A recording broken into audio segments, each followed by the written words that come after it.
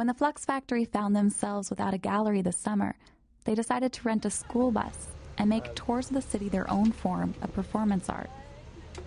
Hello everybody, and welcome to Going Places Doing Stuff. I am Jean Barberis, and this is Moses Gates. Moses will be your guide today. That's right.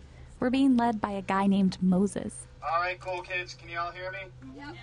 Okay, first of all of you brought your best singing voice, yes? There are 40 participants, yes, hipsters, aging hippies, a mother-daughter pair, and a 74-year-old poet. First line is going places, doing stuff. So repeat after me.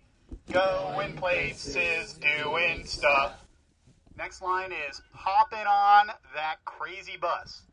Moses says he's a licensed tour guide, a trespasser, a guerrilla urbanist. Where we'll end up, who can say? So when the thunderstorm begins and Moses announces that the next stop is an abandoned subway station in the Bronx, a thrill falls over the group.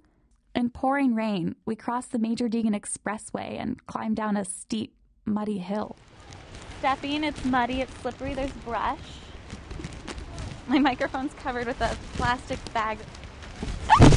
That was my first fall. So when I make it to the bottom, next to the train tracks, I find the group. Everyone's gathered, breathing in the smell of stale urine and admiring the walls like we're in MoMA.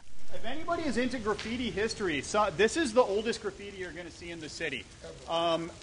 Ever, really, because this is somewhere that, they don't buff. About 40 years old. They don't paint over. Do you want to talk about it a little? Or? This graffiti has always been down here.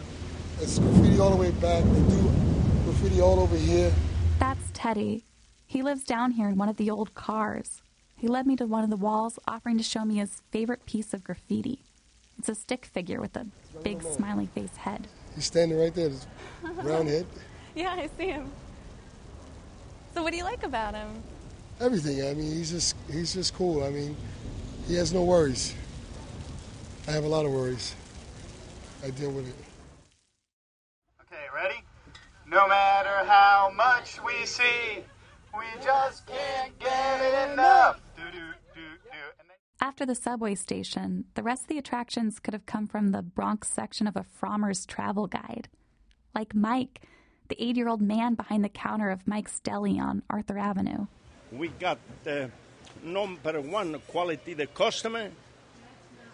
And we got number one quality with the Parmigiano. What else you want to know? And the Wave Hill Gardens in Riverdale were too conventional for some participants. Wave Hill is someplace we all know. It's not new. I mean, it's not strange. It's hardly even off the beaten track, even though it's up here. But 6 stops and 9 hours later, we're all still on the bus. These are the happenings of the new generation. You know, I mean, I grew up and in the 60s, we had happenings and we went down into the subway and did really weird things. Even if most of these things we did weren't always that weird, the Flux Factory's tour did exactly what it promised to do. We went places. 1, 2, 3, we did stuff. Hey, going places, doing stuff. Ba-dum, ba-dum. For WNYC, I'm Andrea Silenzi.